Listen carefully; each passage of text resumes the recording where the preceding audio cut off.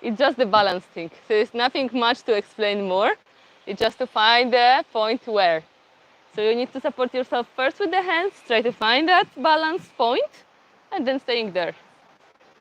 You will find it. Just keep moving a little bit and trying first to try to bring your legs maybe up, like in that position, basically, flat position, pointing your knees towards the ceiling, bringing your hips above the shoulders, like in the shoulder stand, and from there, bending your legs to 90-degree angle, yeah?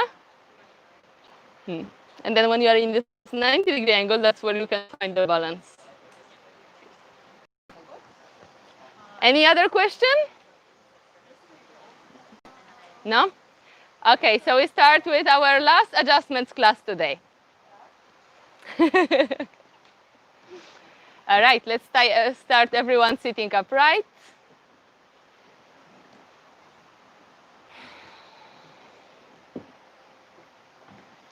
Finding your comfortable position and closing your eyes just for a little moment.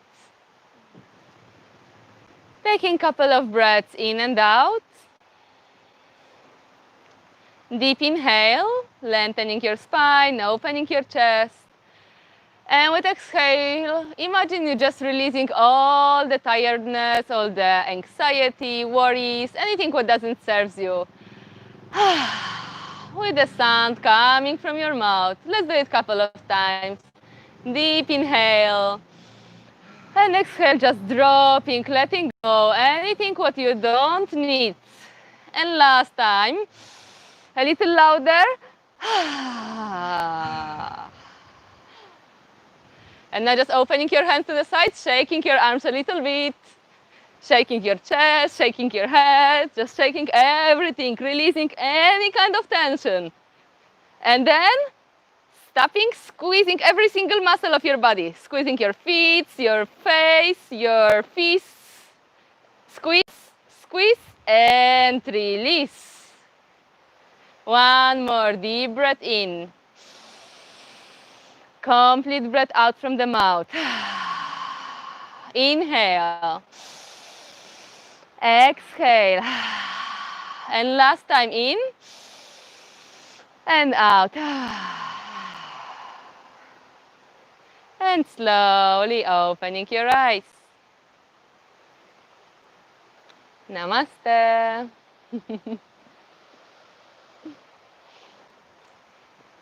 Let's continue with our adjustments. So today I don't have assistant. I will ask you to be my assistants. The first posture which we will discuss will be Setu Bandhasana, the bridge pose. So for the bridge,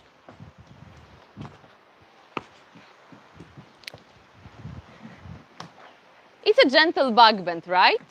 So in here we can always begin just bringing your feet close to your glutes. Ideally, if you can hold onto your ankles in here.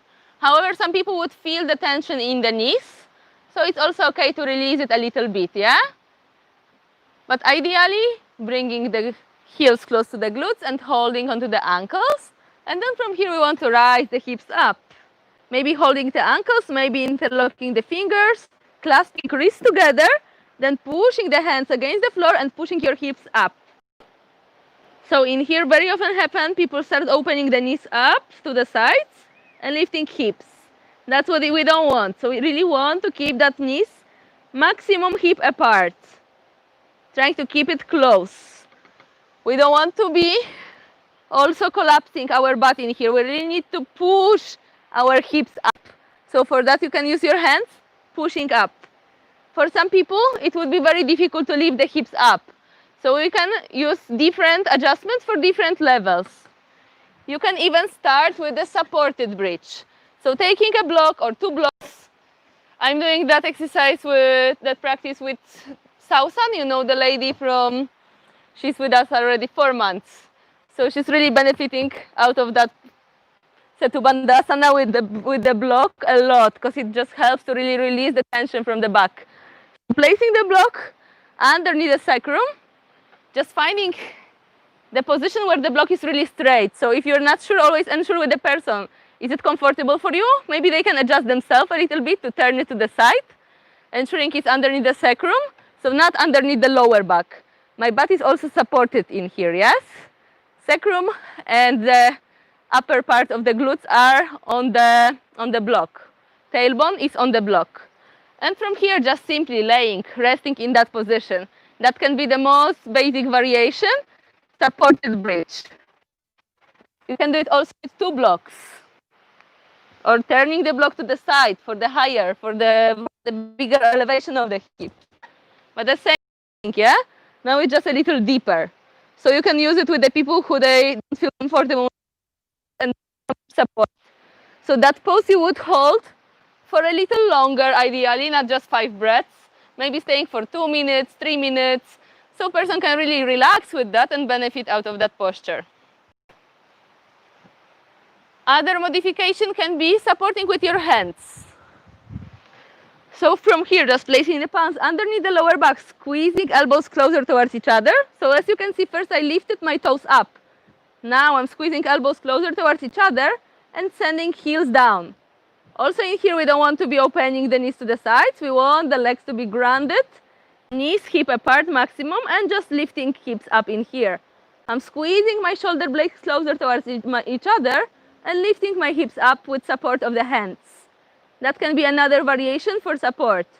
In here, very often people would have elbows open, so they cannot lift so high.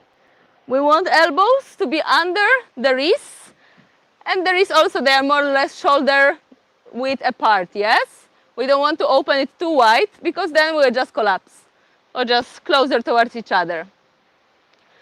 Or the other version, which we already said at the beginning, holding onto the ankles, or holding onto your fingers, interlocking the fingers, clasping wrists together, and lengthening your arms on the floor. You can always give this couple of different options, depends what kind of students you have. Yes? I wanted to ask who you would recommend this variation with the palms under the hips? Again? Who would you recommend this variation with the palms? For example, if some people are really not feeling comfortable to lift the hips higher, and as well, if you cannot really bring your legs so close that you can hold onto the ankles. So in here, some people would really struggle to bring the hands onto the ankles. They would just lift in here somewhere. So then they can have the feet a little more forward because they cannot bring it so much to the front.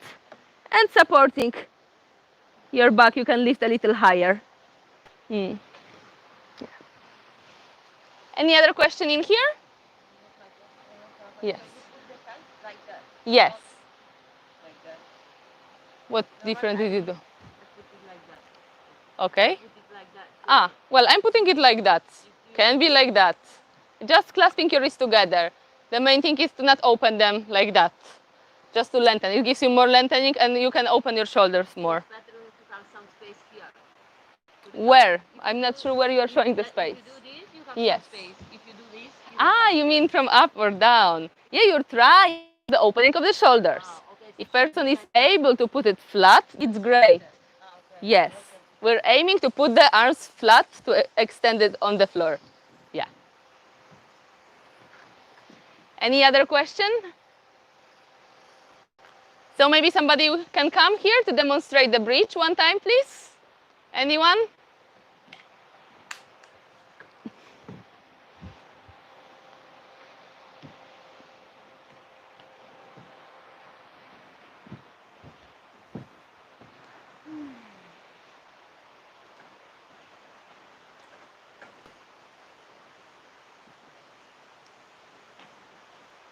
Okay, so she's doing a beautiful bridge. If she would be able to interlock the fingers, stretch the arms down, trying to bring the arms towards the floor to extend them on the floor. Very good. Then very often what would be happening, people are opening the knees as I said. So I could give her just adjustment, bring your knees closer to each other, maybe put my palm in here, I'm putting it in that way more or less. So she's just pressing. Or also you can use the block. You can just take the block, depending on the hips of the person, maybe holding the block in that way, or maybe turning that in that way, yeah? Just putting between the legs of the person and telling to hold the block. And keep lifting your hips up. Also, you can come with your hands to help them to rise a little higher. So just place my palms very gently on the area of her lower back. but not too much on the curve, on the lordotic curve, a little lower, closer towards the glutes. And just gently helping her to rise. Very gently, we don't want to pull too much in here. Also, you see my elbow is being supported on my thigh in here. So I'm using body weight. I'm not pulling her up in here. I'm just resting my elbow in here, bending down and lifting. How does it feel? Is it okay? Mm-hmm. Okay. And then after a few breaths, leaving her and releasing. Then with the supported one, for the people who are having the most difficulties with the back bends, just rising the butt up.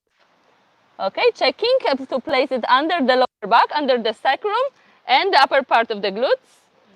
Asking her if that feels good. Maybe you can adjust the block for yourself if it's not straight perfectly.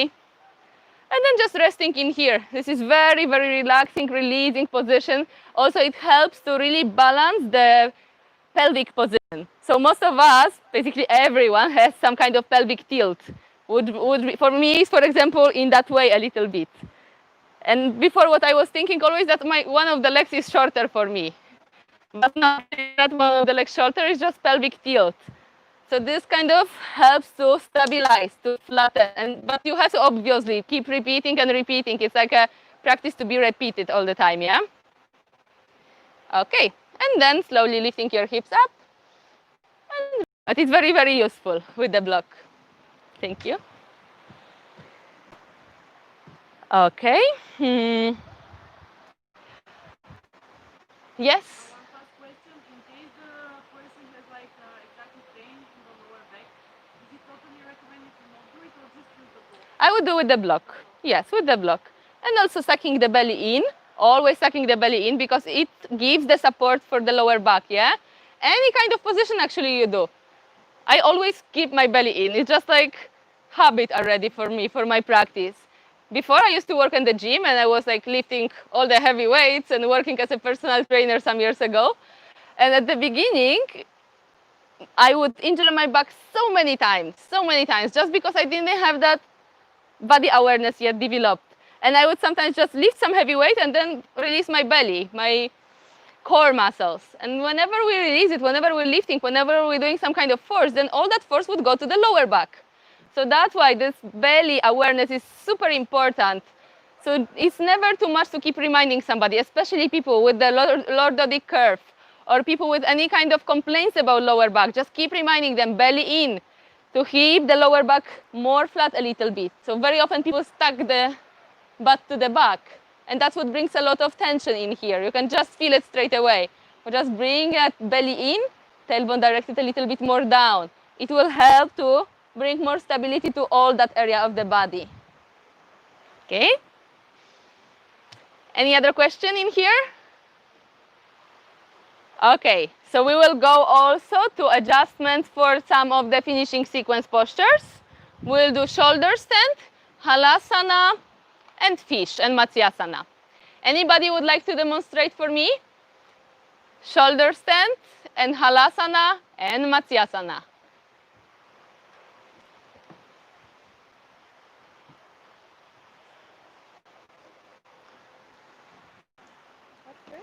Shoulder stand, Sarvangasana. So for shoulder stand, we start always laying straight on the mat. Make sure that you're not moving your head in the shoulder stand. That also should be reminded to people because it's very easy, especially for the beginners, when they don't know how to actually use that shoulder blades behind to support, and a lot of pressure might be going to the neck. So always reminding to not move the head. Okay, and then slowly lifting your legs up, supporting yourself with the hands. And first, in here, I like also to say to bend your knees at the beginning and just bring your elbows closer towards each other. So if the knees are bent, it's actually easier. You can really squeeze that shoulder blades close to each other. And then it also helps to keep that strength coming from the arms. So you can really support yourself when you are going to the straight line. And then I would tell her to go to the straight line and walk the palms down. So we really want to walk the palms towards the shoulder blades a little bit instead of holding them down here. Can you keep your palms on the lower back for a moment just to show them what's wrong? So you see, if she's just having palms on the lower back, what happens automatically? She's collapsing, right? Her body is in the angle. She cannot form straight line because there is nothing supporting in here. That's why we really want to bring that hips above the shoulders. And for that, we need to use our hands. So we need to walk the palms down toward the shoulder blades. Walk, walk, walk. And then forming that straight line. In here also, we don't want to be hurting our neck. So it's really important to keep squeezing the shoulder blades towards each other in that motion. Because if it's in this way, all the tension is going to the vertebrae of your neck, to the upper part. And as well, you feel like choking. You cannot breathe properly. Can you just collapse your shoulders and then squeeze them a few times? Collapse, yes. Now she's squeezing, now collapsing. Squeezing, collapsing. So if you are collapsing them, you cannot even breathe properly. So you really want to open. Just checking on the person. These are the parts which you can be checking during somebody is doing shoulder stands. I see she's good. Is your neck okay here? Perfect. So now you could give her some hands-on adjustment. What would it be for? To lengthen more, to create that straight line from the body. I could do it by holding onto her.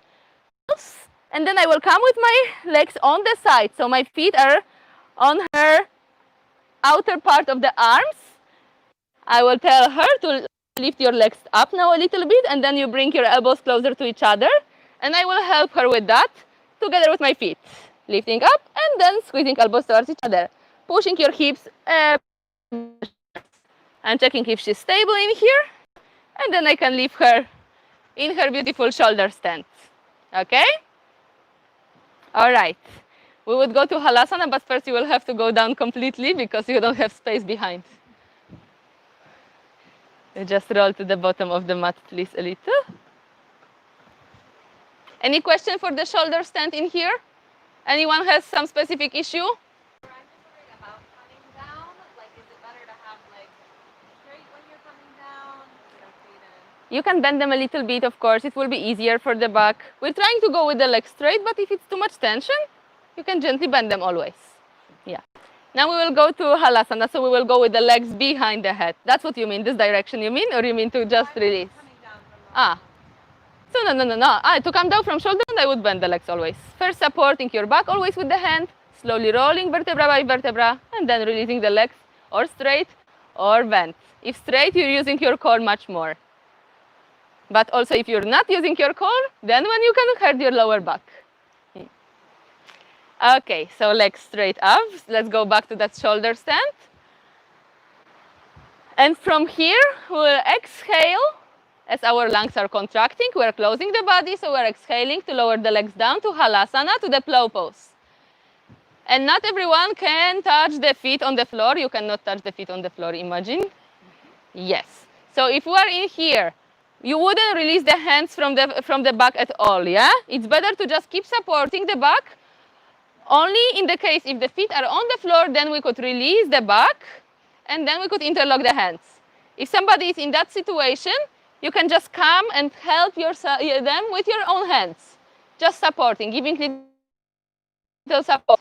Or maybe you could take the block, 1 block, 2 blocks, pillows, wherever it's working, and bring it underneath the toes of the person so they can rest in here, yes? So there can be adjustment. Maybe there is somebody who's completely somewhere in here with the legs, so then you can even use the chair.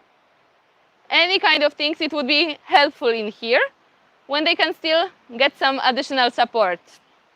If you can touch the feet on the floor, then that's the time when you can release the hands and interlock the fingers.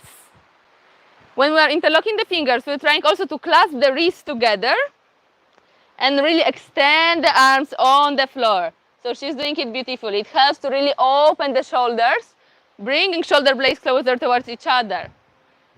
Trying to really keep the back as straight as possible. So also very often, can you walk too much to the back? Just walk too much back, too much back? Yeah. We don't want to walk too much back neither. That you can see now it's not really comfortable for her and she's kind of choking already in here. So then I would tell her to bring your butt a little bit back. Try to straighten her. Yes. And here's to pointing the toes if possible. In Hatha, they would tell you to keep your toes flexed. I always need to point the toes.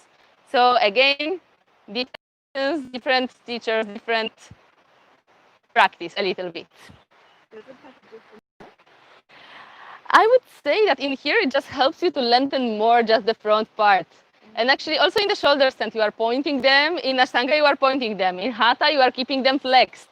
It's more about alignment. So, yes? So in Hatha it's recommended if you can keep your knees straight, you can bend them. Yes, you can micro bend them, you can gently bend them as well. But we're trying to hold that straight more if it's possible. You can also, yeah, then you can, of course, but then we don't want to bend the legs completely and still, you know, like stay hanging. So that's why it's better to put some support, or the chair, or a couple of pillows, something where person actually can rest the legs in there. Because that's not even comfortable if they are hanging with the legs bent, with the legs straight neither. So we want to put some kind of support better. Yeah, that's ideal adjustment with the support if somebody cannot straighten the legs and touch them on the floor. In case when the feet are on the floor, then you can bend. I don't say it's all in the air. No, no, of course, these people, okay, let's say you cannot touch and your legs are a little bent. Bend the legs a little bit.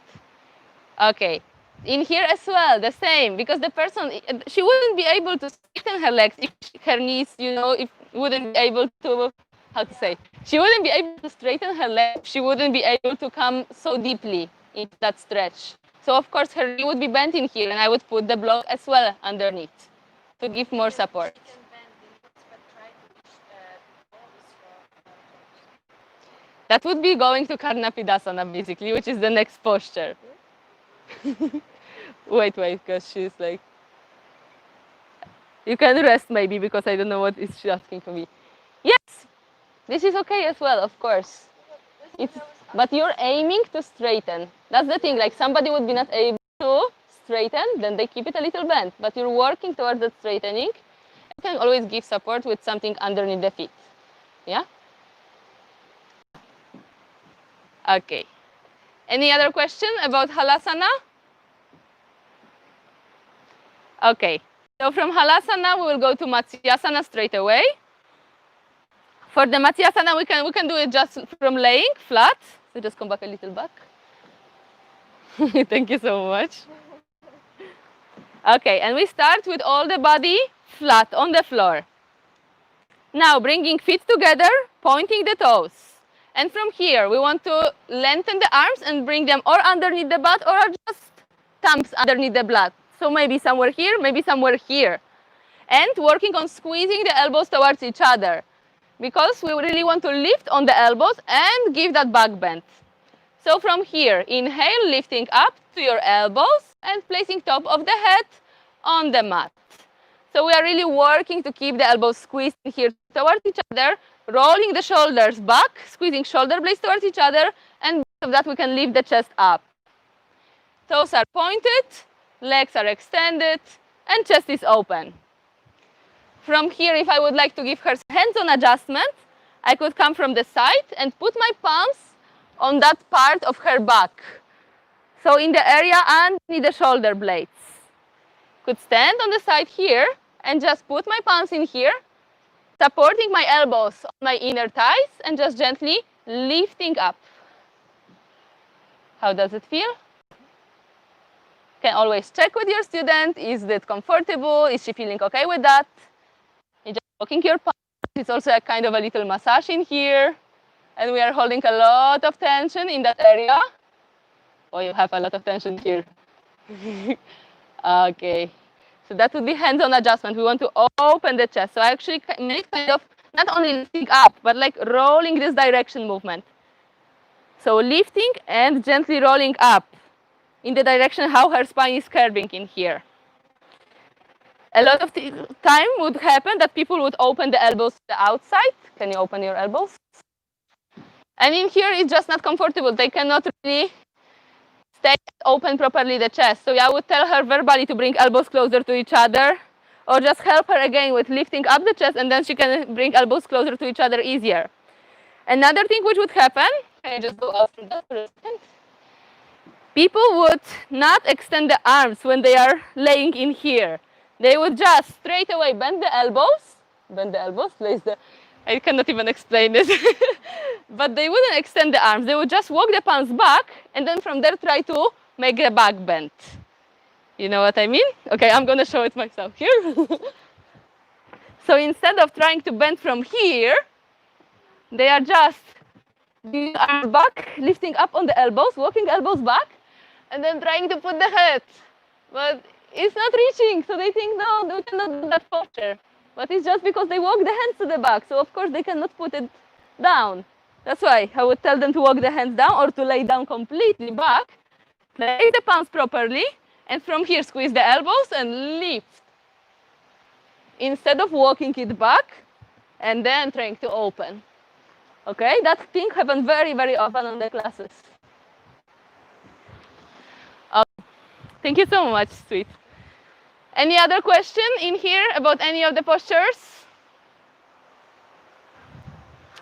Okay, yes. If people don't like the fish position, can they also just bring the neck to the back, like in Shavasana, and just the neck back? Could be, or you could use the bolster. We don't have bolsters in here. We have pillows. Or you could do the chest breathing for them. You did chest breathing on the first pranayama classes, right? With the block underneath the back when you're opening the chest, that could be the thing. Because if you just bring from Shavasana the neck, it's too much tension on the neck. So this is actually more about the chest opening. So if somebody doesn't feel comfortable with the fish pose, you can also just take the bolster if you have. There's long pillows. They have it in many yoga studios. Or just taking the pillow, putting underneath the back in that way. Underneath the upper part of the back, and then maybe just resting in here in that way, or with the feet together. Here you can play depending on the blockage which the person has actually, yeah? But we want to elevate the chest, open the chest, and do it in the most relaxed way for the person. So if someone is suffering, that's the time when you need to think and come up with some different solution using some kind of props. Can be as well the block, like for the chest breathing. Any other question? Okay, yeah. How long should we stay in this pose? Like, is it, for example, in the shoulders at the Yes. same time and then the same time? Could be same time, more or less. In Ashtanga, you would do 8 breaths for the finishing sequence usually. But you can do also 5 breaths. Or if you're doing the fish pose, if you're doing the gentle version with the block or with the pillow, you could stay much longer, depending also on the class you're doing. If you're doing Hatha, Yin, any kind of different class, you would keep it for different time. But at least, let's say 5 breaths. Any other question? Or more or less, at least 5. Or Yes, at least 5. Because also it's a finishing sequence, so you don't want to just stay for 1 or 2 breaths there. You want your body to relax a little bit and to really go into that posture. Okay. So let's get with our partners. New partners today again. Switching the partners. Somebody you didn't work with yet. So we will learn again about different bodies. And starting with Setu Bandhasana, bridge pose. And then going with the 3 postures of the finishing sequence.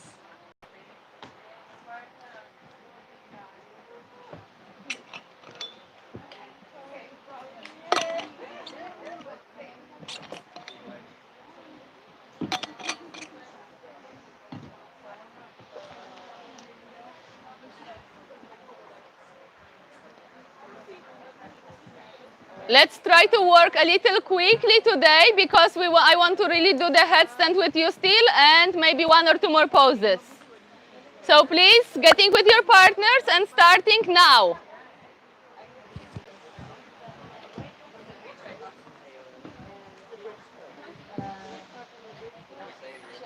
Shall I go to the asana or to the Yeah, go to the asana. We're just going straight to the asana. We're not guiding person how to get into the posture. Taking your posture straight away and then we are giving the adjustments, yes? Verbal and hands-on. Are we aiming for right angle here? Yes, that's what we are aiming for. So maybe try to walk your feet a little bit. Or first you could tell her to lift the hips up.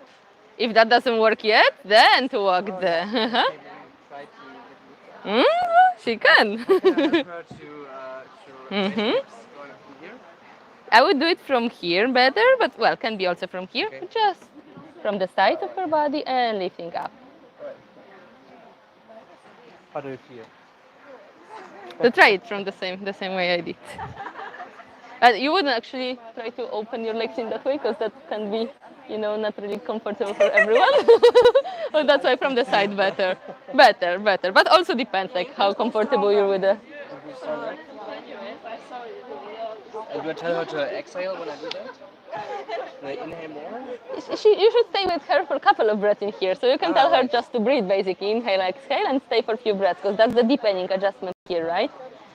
So you would stay for a few breaths in here and using the body weight always. So as you are supporting yourself, perfect. Very good.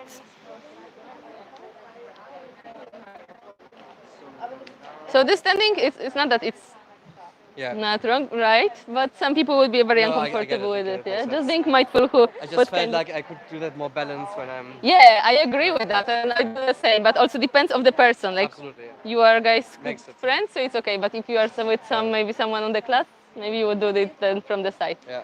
And that's also of course more understand how to put the so it would be balanced. It wouldn't be more on one side. All right. I can lift you up.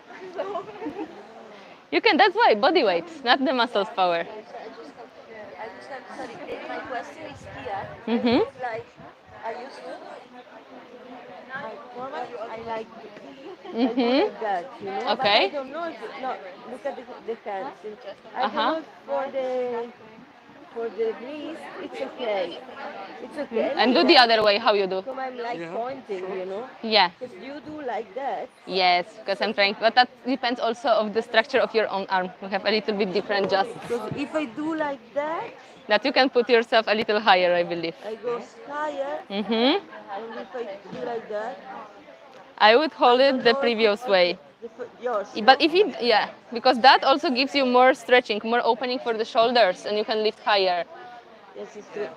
Yes, But if it's not comfortable for your no, wrist, it is. I just was wondering why I have never seen that way to do it, Yes, it's better. yeah, because you can open more, then you can lift higher. Yes, that's Yeah. No, we just lay. I never heard from this one. Too much chatting here. Let's do something. You have 4 postures to go, no? Yeah, first one is already. Go, because we have 2, 3 more postures to do. So we need to finish. Yes? Can you show us the way that you said the alternative way of coming up into shoulder stand? Yes. So starting laying down, and then when you are going up, just bending your legs at the beginning. Rising up, and then keeping your legs bent so you can walk your elbows closer towards each other. Because if you're already up, then it's very difficult to walk the elbows towards each other. So from here with the knees bent. And then straightening, not holding the palms in the lower back, but walking to form the straight line. Not collapsing, but opening. Collapsing, opening. Okay?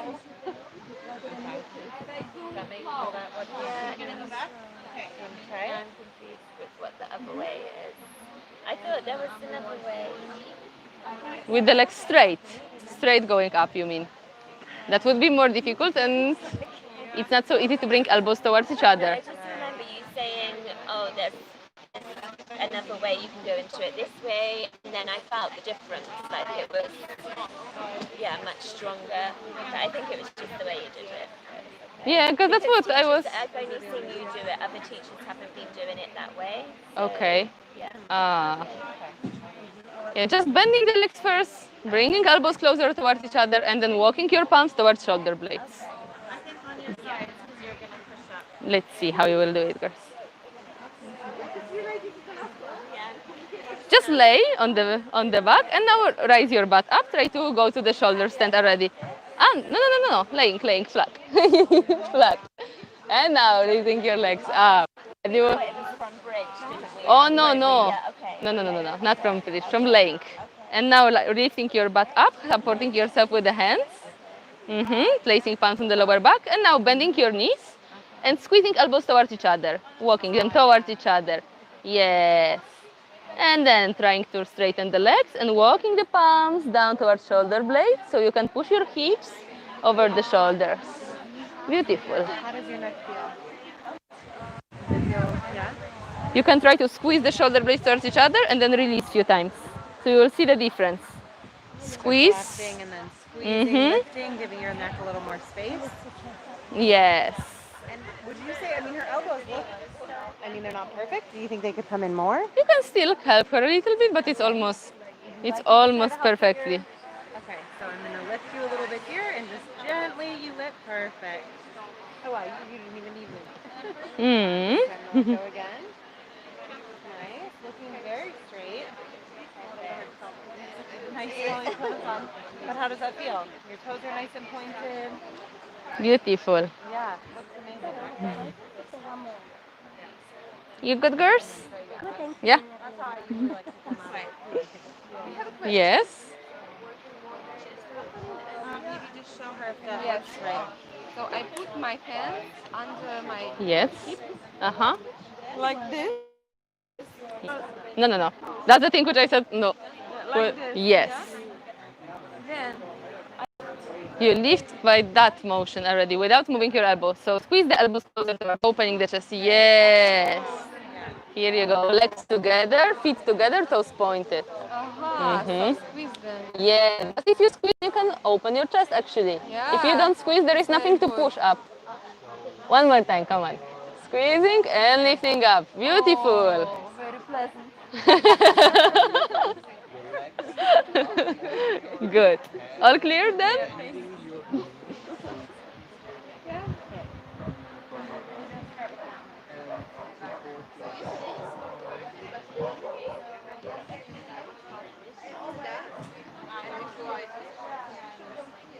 What's the adjustment when the legs are over the head? In Halasana. Yeah. That was, if somebody cannot touch, She can, so I don't know. she can. So basically, you don't have to give her adjustment because she's in that posture, right? If she would run away too much with her butt, run away with the butt over the head too much, walk your toes back, then you would just. It's okay, they are pointed. They are okay, they feel okay. Her body is okay. Her back is straight. What people would do, they would sometimes sink too much there. Or if they cannot touch the floor, then you would put support underneath the feet. But it's better like that.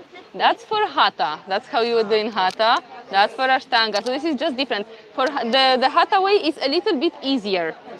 The Ashtanga way is a little bit deeper because obviously you have your legs a little lower. So that's all.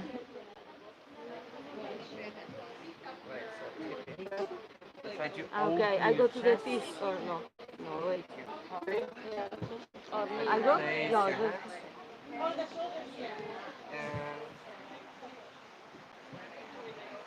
You can lift me up, or you can like try to. If you wanna try to show me.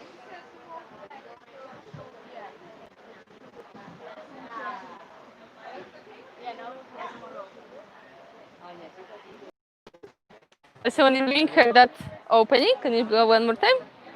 Here also, she's a little more distant from me, so here is better to stand on top like you did. Okay. And also you're trying to give that kind of motion that is opening, so yeah. Not only lifting up, but you can also give a little massage here to someone. I think someone is crawling on me now. Where? Like here. I don't see where someone is crawling. Okay, it looks like an ant. Some animal? Or maybe my hair. Ah,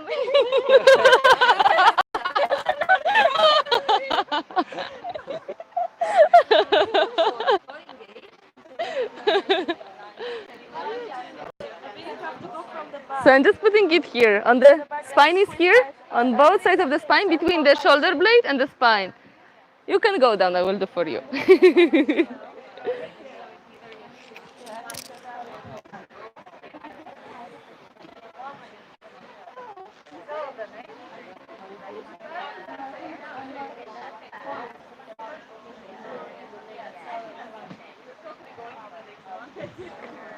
Okay.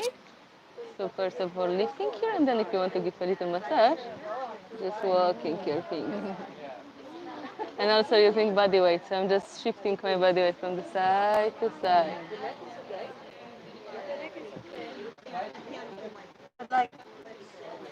I don't understand this posture actually. Like, it looks so bad for the neck.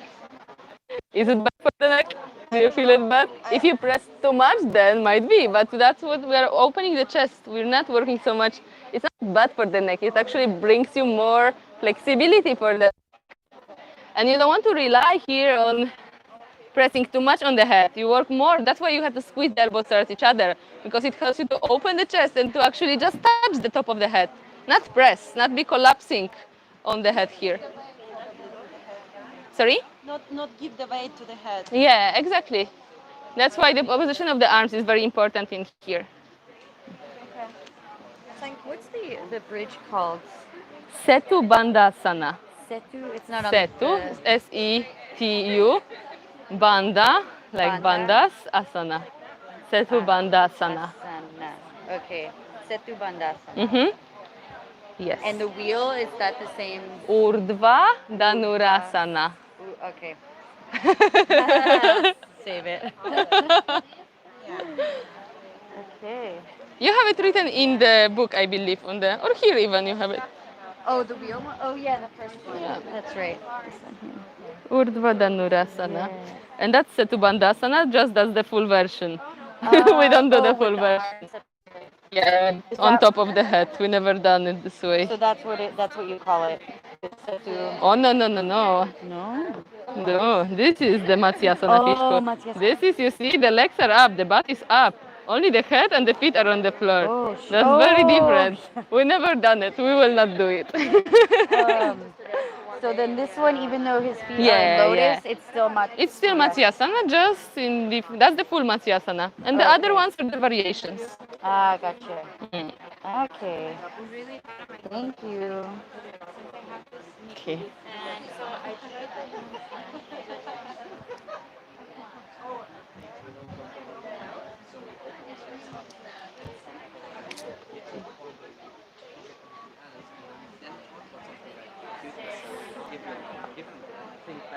Okay, everyone is done?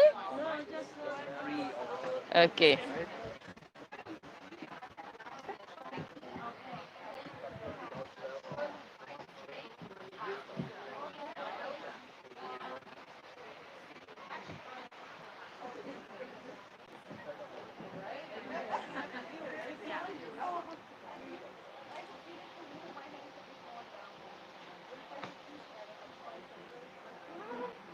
One more minute and then going for the headstand.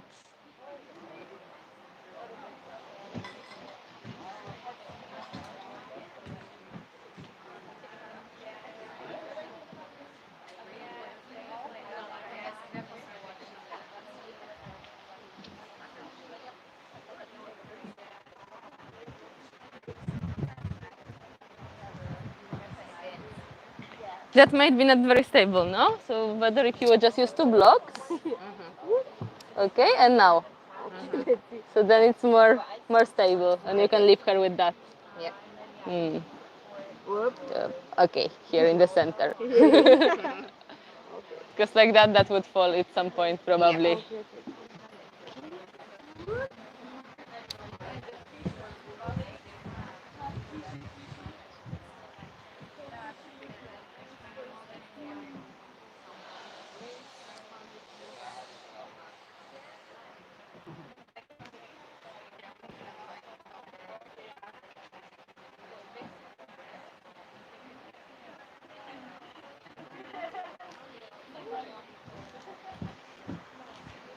From the chest, not from the lower back, yeah? So a little higher. Mm-hmm.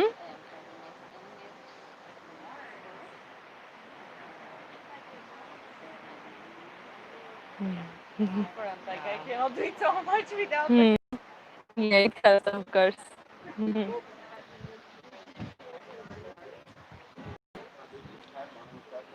Okay, anybody would like to demonstrate headstand?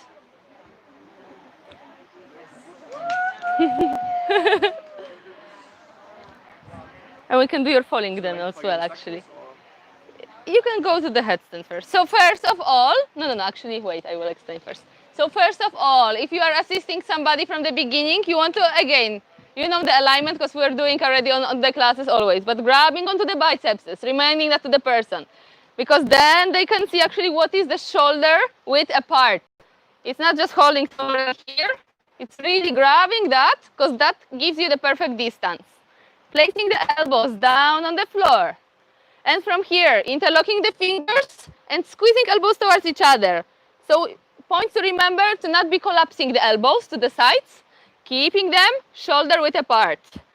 Keeping the space for the head and keeping squeezing the shoulders towards each other, very important part. Another thing important, what to place on the floor, top of the head. Somebody is not sure where is top of the head, palm to the forehead. So above the eyebrows, the base of the palm, and then my middle finger is exactly on the top of the head. So that's the spot which we want to have on the head, on the floor. Not too much on the forehead, not too much back. Placing that top of the head down on the mat. I'm checking in here if it's really top of the head. Can you put the forehead on the floor? Other way. That would happen very often. People have basically forehead on the floor, you see? And this is very, very, very dangerous for the neck. So I would tell him to tuck the chin more in. Now he has the proper position of the head. What would happen here? That they would be collapsing the shoulders down, bend the elbows too much, like start falling. Yes, you see that? This is what we want to avoid. So I would tell him to push the shoulders away. He's pushing the shoulders. Now he's really squeezing the elbows towards each other.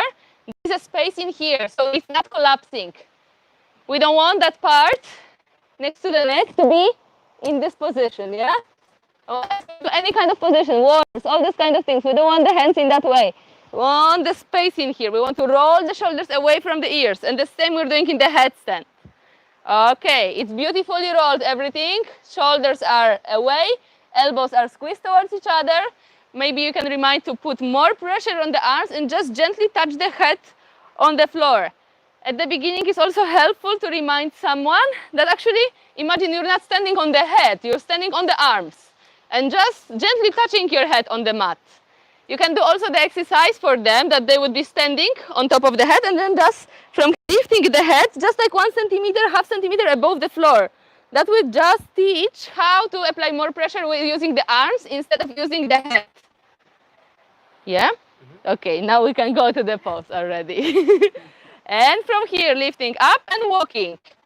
So maybe person would go just with 1 knee to the chest, maybe with 2 knees to the chest, maybe with both legs up straight. If they are going to the straight line, I'm checking if he's really in the straight line. I see his legs would be a little bent. Then I could place or my palm in here or maybe help him in that way. I would rather to use the palm, tell him to squeeze my hand and leave the legs a little higher towards the straight line. Maybe his ribs would be running away to the front, what happens very often. I would tell him to tuck the ribs more in.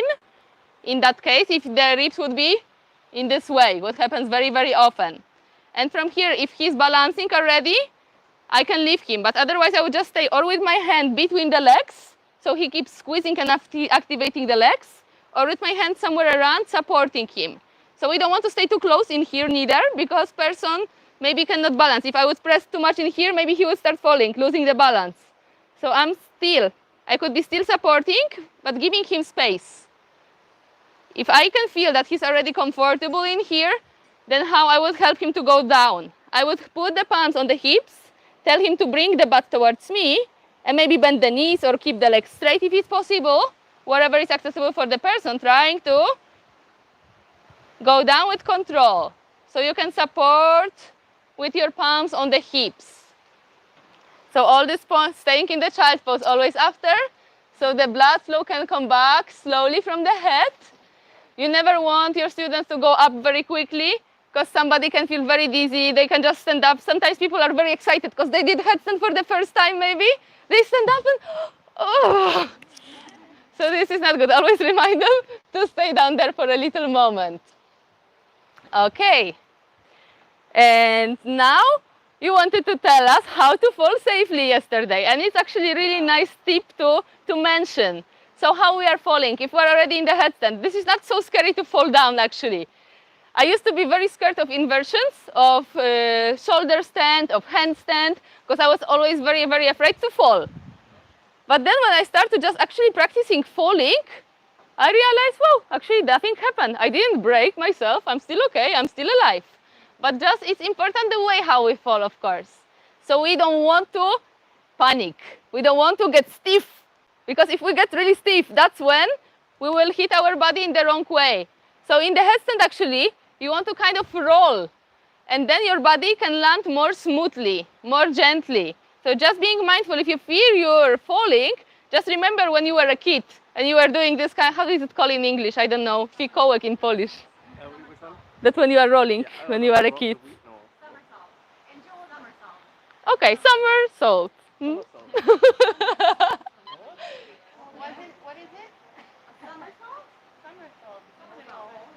So that's what you want to do basically in here. You just want your body to let go and to roll gently, yes?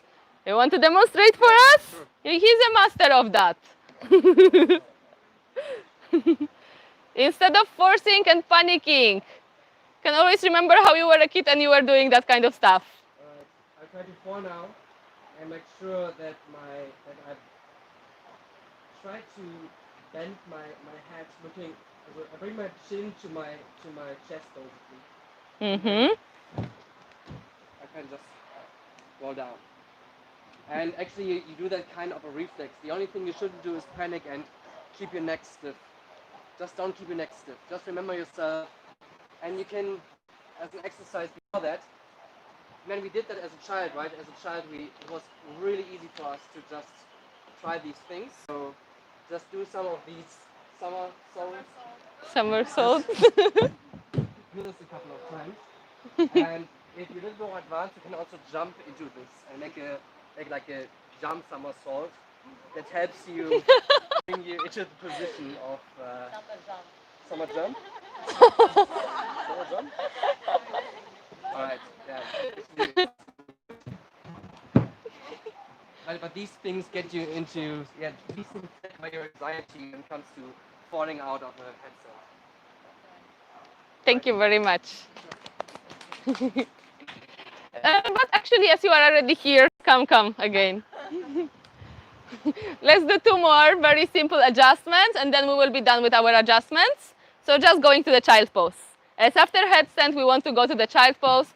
If you want someone to relax a little more in the child pose, this will be kind of just super relaxing and chilling adjustments. So you can practice them on each other after headstand. And also, when you will practice adjustments on the headstand, you don't need to go to the full headstand if it's not in your practice. So then just going to the version which you are doing. Maybe just staying with the feet on the floor. Maybe with one knee to the chest. And then the other person will be checking on all those points. Are your elbows aligned? Are your shoulders aligned? Are your wrists properly? Is the good right part of the head on the floor? So it doesn't, when we are practicing adjustment for a headstand, you don't need to do a full headstand, okay? Just keep all the things in mind. And for child pose, we have different variations of the child pose. Or knees together, or knees gently separated, or knees completely wide apart. So in here, you can play with different variations. Depends what feels right for the person. First of all, we want to have our toes together like he has, and to keep the butt as low as possible. So very often people would put the forehead down on the mat, and they cannot put the lift your butt up. They are not able to put the butt down. So in here, maybe I would take some pillows, 1, 2, 3 pillows, putting it underneath your forehead. Relax your arms. And then he can be more comfortable there, and he can actually bring your hips a little lower. If I want him to relax a little bit more in here, I would put my hands on his lower back, so like above his butt on the lower back. And again, we want to be using body weight, so I'm squeezing my elbows towards each other and just putting my body weight down on him. Pressing my hands down, maybe also putting the palms to the outside, then supporting my elbows on my inner thighs. And again, putting my body weight to the front over him. Maybe giving a little massage from the side. So one palm lower back and the other stretches opposite side. Gently pressing. In here, you don't want to apply too much pressure on that upper part, because if I would press too much, it might be very uncomfortable for his forehead. So just being mindful to keep grounding that lower hand, and that one is just kind of stretching, sliding. How does it feel? Then, of course, doing the same thing on the other side. Maneuvering with your body weight. So I'm not using my muscles in here too much. I'm bending, my belly is tucked in, so my back is also secured in here. First, thinking also of your own posture to keep yourself safe. And then maybe also you can give a little massage in here, walking your palms on the sides of the back of the person. Gently. I'm just walking them on the sides using the heel of my palm. How does it feel? Really good. So you can just practice this kind of massage on each other. You can go to the next side. And again, using body weight, left and right. Left and right. You can also do it with the fingers. There are many different ways, but just always on the side of the back. How does it feel? Relax. Very good. And walking, walking, walking. So 1, 2, 3, 4. No, come. Or no, maybe some other person now. Okay, because that is also nice adjustment now. Somebody wants nice adjustment, relaxing one? Whoever run first. You're gonna lay on my back? No. Okay. We will do supine twist. Laying on the back. Okay, I'm laying on the back. You're laying on the back.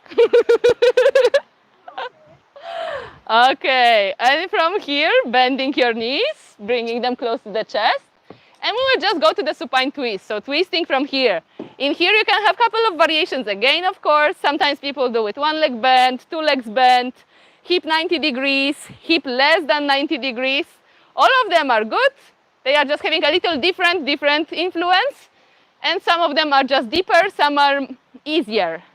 Again, maybe using pillows for the person who cannot drop the legs to the side. Maybe putting some kind of help underneath. From here, let's say you will hold the legs close to the chest. Inhale. If I would like her actually at the beginning also to massage a little bit her back, I could say exhale and just apply a little pressure. How does it feel? Just helping to release the tension from the lower back area. Again, I'm using body weight in here. And now inhale deeply. I'm releasing a little bit. And exhale, dropping the legs to the right side. If she could not drop them, I could put the pillow underneath. She can drop easily. So I can just come on the side of her.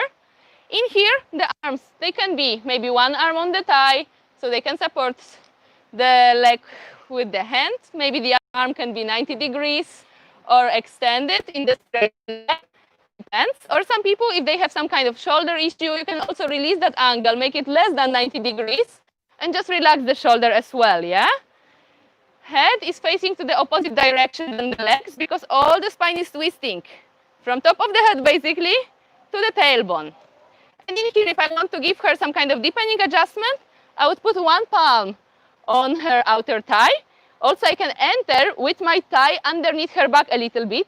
So I'm giving her support with my thigh from the side. And then putting other palm on the area underneath her shoulder and above her chest. So somewhere between. We don't want to press on the shoulder because that's uncomfortable, and we don't want to press on the joint, remember? So just a little bit lower. Just applying gentle pressure, trying to grant that left shoulder blade down. And with the other hand, I'm giving her lengthening movement. So with the direction of her leg, basically. How does it feel? And of course, remembering that if you do the adjustment on one side, you have to do it also on the other side with this kind of postures. And slowly releasing down. So this posture, if you would do it as well with the 90-degree angle in the hips and in the knees, also very beneficial. This posture is a little deeper stretch for the lower back. If the knees comes first to the chest and you're just dropping the legs. Now I will show you the one with the 90-degree angle. So just lifting your legs up to 90 degree. And from here, first I would tell her to bring your hips to the left side a little bit. Left? Yes, left. To the left side. Raise your butt and bring it left. Yes. So she will rise her butt, she bring it to the left, and now she's lowering her legs down. Going to the same version of the twist, just now her hips and her shoulders are in one line. before her hips were a little bit more to that side. And this gives more stretching on the lower back. This is a little bit more gentle for the lower back.